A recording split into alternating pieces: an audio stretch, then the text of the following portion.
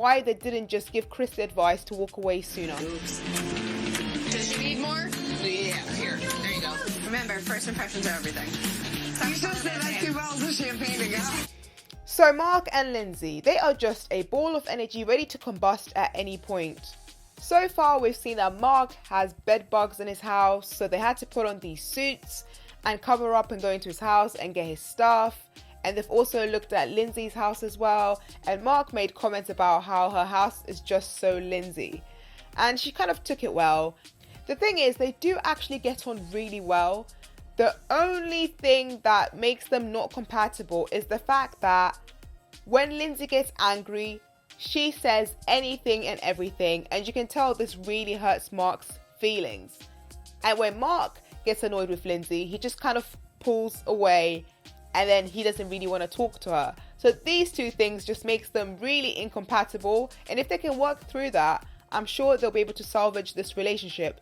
But I don't know how far they're willing to work, because when Pastor Carl comes over and gets to see them live together for the first time, Lindsay's outside on the balcony meditating, so you can tell she's really annoyed with Mark.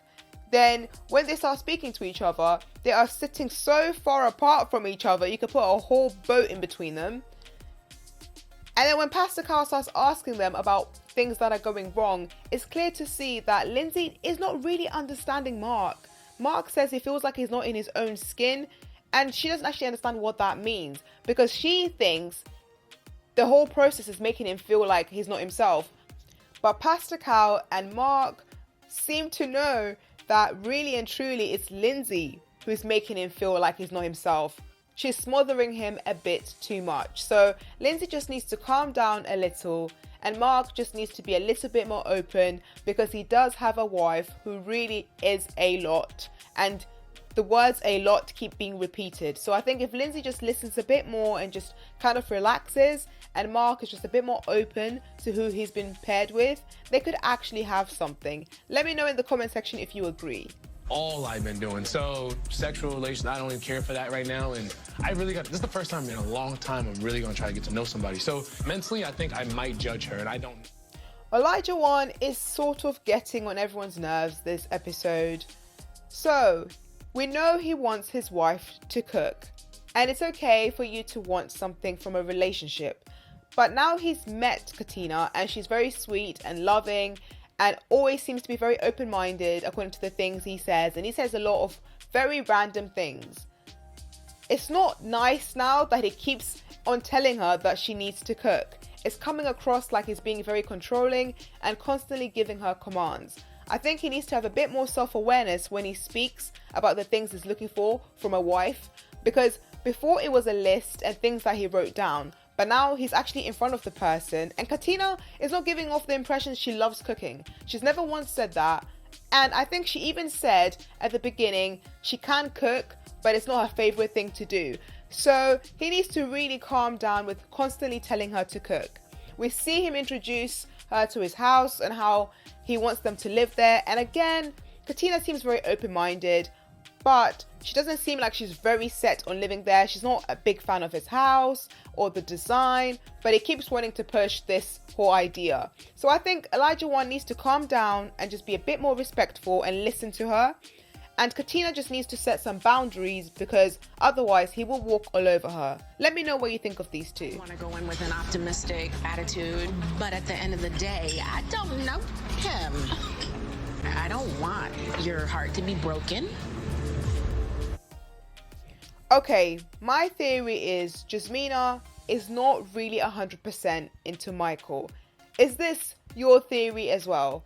Because so far, everything we've been getting from her is just an argument after an argument after an argument. It seems like everything Michael does just annoys her. She finds out that Michael lives with women as his flatmates, and she is very, very annoyed about this. Can Michael have brought it up maybe before he introduced her to his house? Of course, 100%. But is it the end of the world? Not really, especially if they're going to get married and then they're going to start living together, which they are, and probably move out. it's not even a big deal. It's not like he has to live with his flatmates or his roommates at this current moment. So I'm not quite sure why she's making a big deal out of this.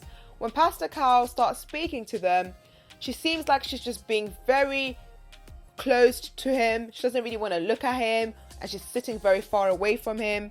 And she keeps saying that he's aggressive. I won't lie, nothing we've seen on screen about Michael comes across as aggressive. If anything, he comes across quite quiet and reserved. And then Michael also starts defending himself, and I think that doesn't help, because then that just makes her say he's aggressive. So with these two, I think Jasmina needs to be a bit more honest if there is something about Michael she really doesn't like, because otherwise she's going to keep picking at him for no reason. And Michael, I think he needs to stop being defensive and just listen to her more, and also just point out that she keeps picking on him. And if there is something she doesn't like, she should just be honest with him at this point, because they're not going to get very far if she's not going to put everything out there on the table.